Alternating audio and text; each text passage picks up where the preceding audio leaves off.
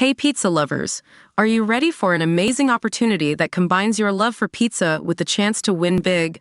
Click the link in the video description now and take our survey for your chance to enjoy free pizza for a year and a complimentary Visa gift card. British paratroopers were met by French customs officials as they landed in Normandy for the 80th anniversary of D-Day. Footage shows the troops landing in a French field carrying their heavy bags, only to be forced to show their passports and documents to waiting officers. Swarms of other paras can be seen landing after jumping out of a plane to commemorate the Normandy landings while a queue forms in front of French customs officials. It is a markedly different reception to that received by their forebears, who dropped into northern France ahead of the D-Day landings on June 6, 1944. Some 320 British, Belgian and U.S. paratroopers took part in the jump, descending into a historic D-Day drop zone to recreate the events of 1944.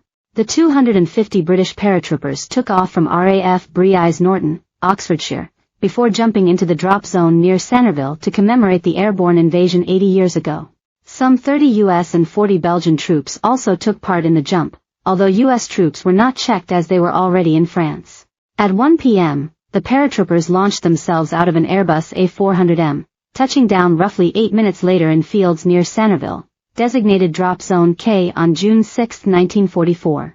The British Army's 16 Air Assault Brigade sent 250 paratroopers to the event, among whom was Sergeant Danny Mawson, who wore a smock worn by D-Day paratrooper Colour Sergeant Tommy Alderson. The 8th Battalion Parachute Regiment had jumped behind enemy lines into fields just west of Sannerville in the early hours of June 6, 1944. 80 years later, the paratroopers had a much warmer welcome. The Royal British Legion Band of Wales, from Llanelli, played Vera Lynn's We'll Meet Again as the drop began, with parachutists filling the air. The wind caused some to drop right over the seated dignitaries, and one had to shout at the watching crowds as he came down among them. After landing and gathering up their parachutes, they made their way to a border point set up in the corner of a farmer's field to show their passports. Brigadier Mark Barry, commander of 16 Air Assault Brigade, told The Sun, "It is something we haven't experienced before.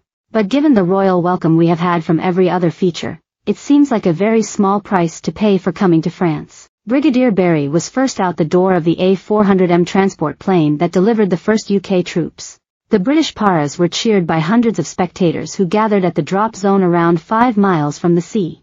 French onlookers shouted "thank you" and children lined up for high fives as the British troops walked past. Brigadier Barry paid tribute to the 23,000 airborne troops from Britain, America, the Commonwealth and Canada who parachuted in behind enemy lines in the early hours of June 6, 1944, as part of Operation Tonga.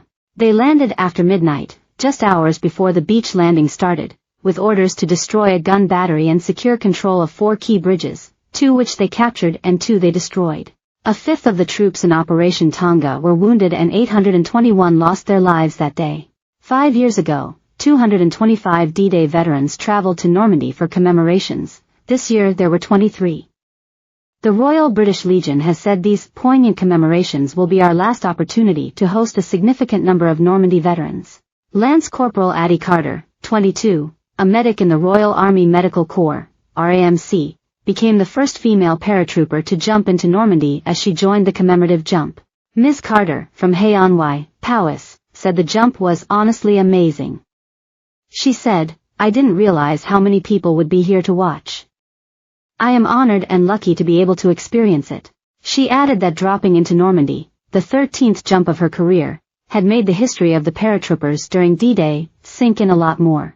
"We are obviously clued up on our history, but actually being here in the same DZ, drop zone, as they were on is incredible," she told The Times. Lieutenant Max Phillips, 25, of the 3rd Battalion, Parachute Regiment, was following in the footsteps of his great-great-uncle Major William Ty Woods, who landed at Sword Beach on D-Day with the 2nd Battalion, Royal Ulster Rifles. Major Ty Woods was awarded the Military Cross for leading his company to capture a German position near Cannes, through a terrific bar.